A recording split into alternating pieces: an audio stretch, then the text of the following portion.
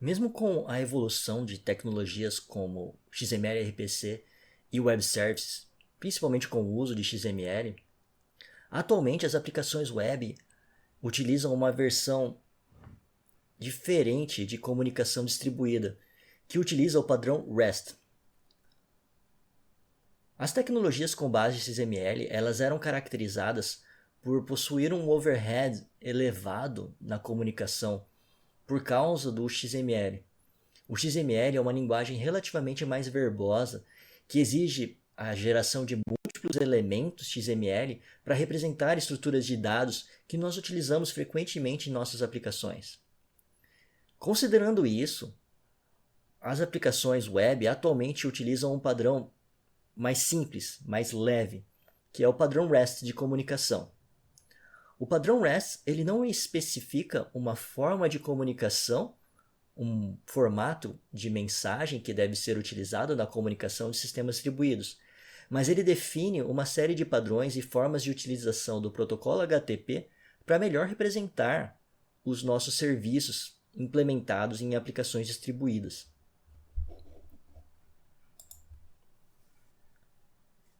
O REST ele considera a implementação da arquitetura cliente-servidor de comunicação do cliente com o servidor. E nesse cenário, a ideia é representar o servidor como um recurso dentro da nossa aplicação. O REST por si ele é um padrão de implementação e servidores web, serviços que implementam o padrão REST, eles são chamados de serviços RESTful.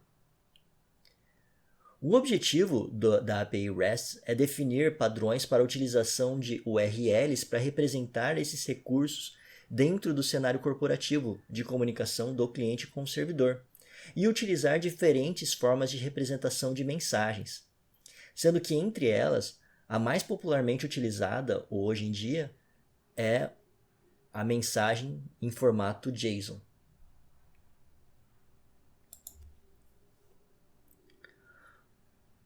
Pelo padrão REST, um serviço ele deve ser implementado como um recurso, de forma que ele deve representar, o recurso implementado deve ser representado na URL, ou seja, a URL de acesso ao recurso deve ser uma URL que identifica qual é o recurso que está sendo acessado. E os métodos HTTP, que podem ser utilizados direcionados a essa URL, devem ser utilizados considerando a semântica da definição desses métodos no protocolo HTTP. Por exemplo, pelo protocolo HTTP, nós temos o método GET, e o protocolo estabelece que o método GET deve ser utilizado para realizar consultas dentro da aplicação. Nesse cenário, um serviço utilizando o padrão REST deve representar uma entidade, um recurso em uma URL. E requisições GET direcionadas a essa URL devem ser requisições de busca na aplicação.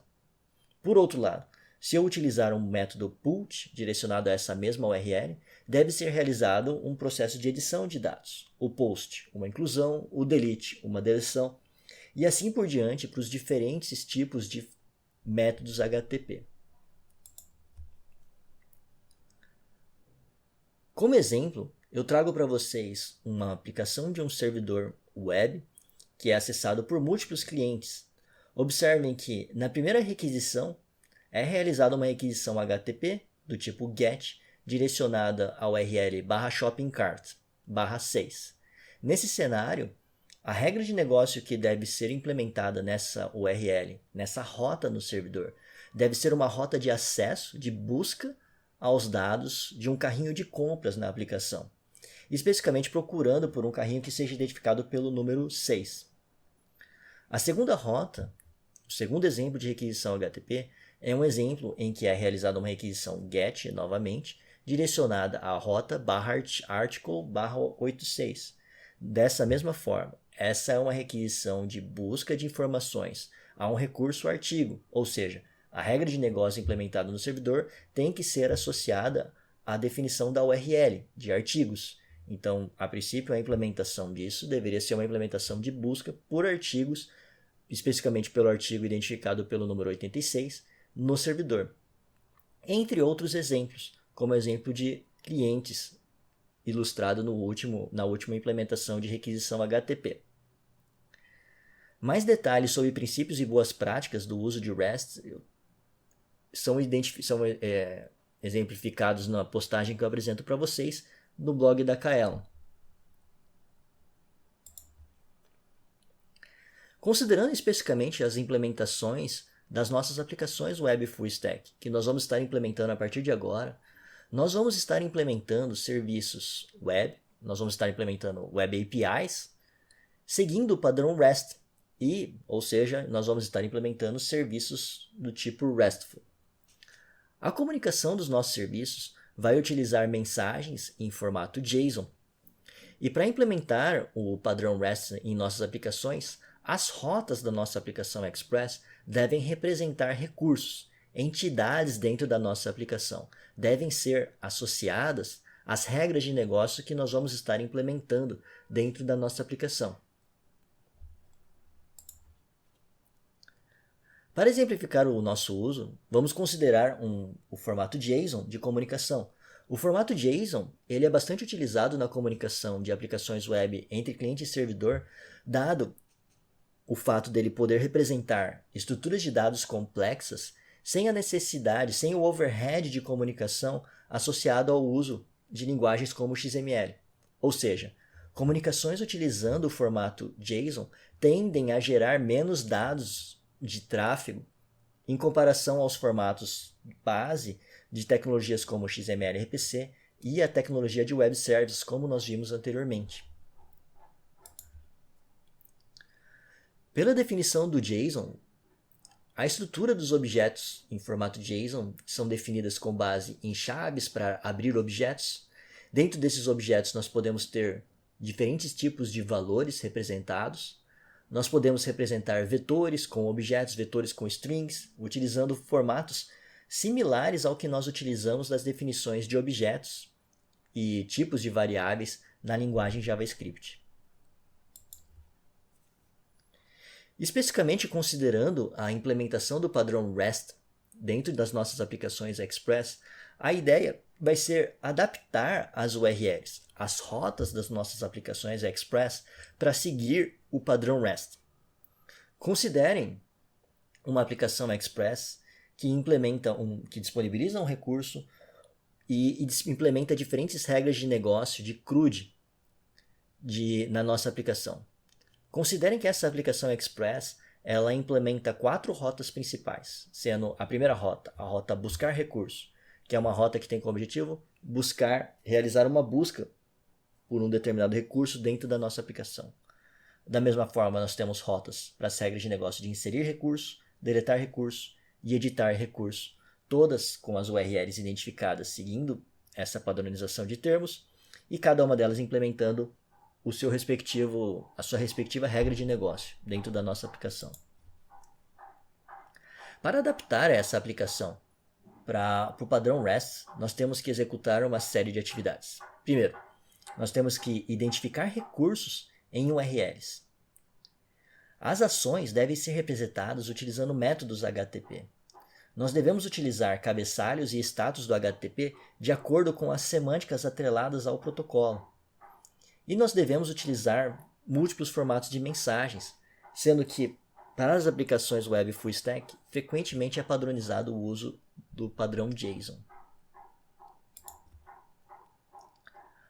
O padrão REST ele considera o uso de diferentes métodos do HTTP, entre eles o GET, POST, DELETE, PUT e HEAD. E, só para recordar, nós temos diferentes tipos de status de resposta, sendo que a ideia do uso do padrão REST é que nós vamos adaptar as nossas rotas para retornar mensagens com status 200, da família 200, toda vez que nós tivermos um sucesso de transação, e da família 400 quando indicar um erro por parte do cliente, 500 por parte do servidor, para identificar os erros seguindo a semântica do protocolo HTTP e facilitar debugs dentro da nossa aplicação distribuída.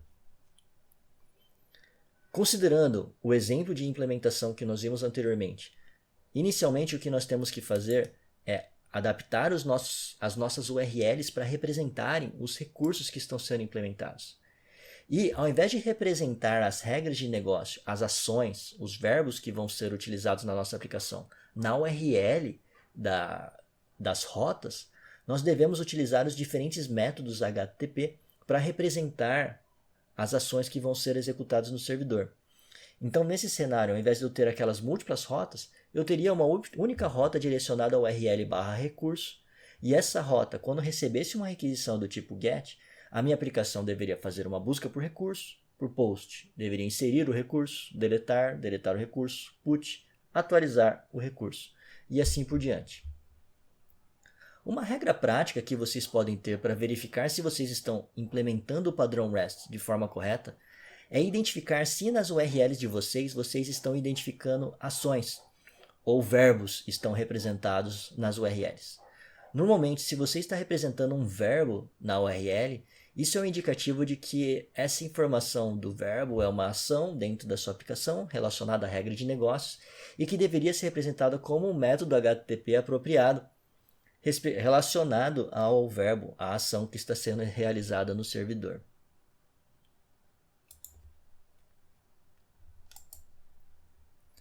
Então, considerando uma implementação de um recurso do tipo usuário na nossa aplicação, a princípio, para implementar um serviço seguindo o padrão REST, nós teríamos que implementar rotas que seriam direcionadas ao URL/user.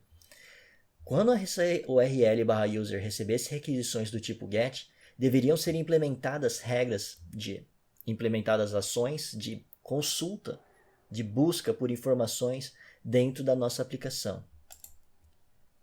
Considerando especificamente a semântica atrelada ao uso do método GET, do protocolo HTTP, e o recurso sendo identificado. Observem que na URL, no contexto, no caminho da URL que nós disponibilizamos na nossa rota, nós não temos identificado nenhum verbo.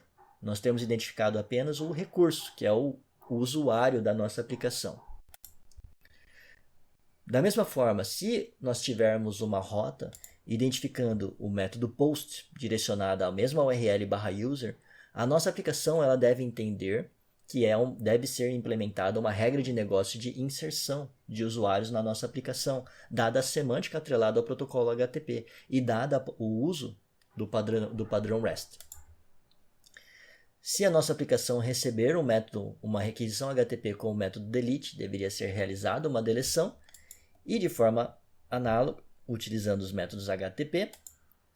E da mesma forma, se recebesse uma requisição HTTP do tipo put, isso deveria ser implementado dentro da nossa aplicação como um cenário de atualização de recurso, de atualização do recurso do usuário dentro da nossa aplicação.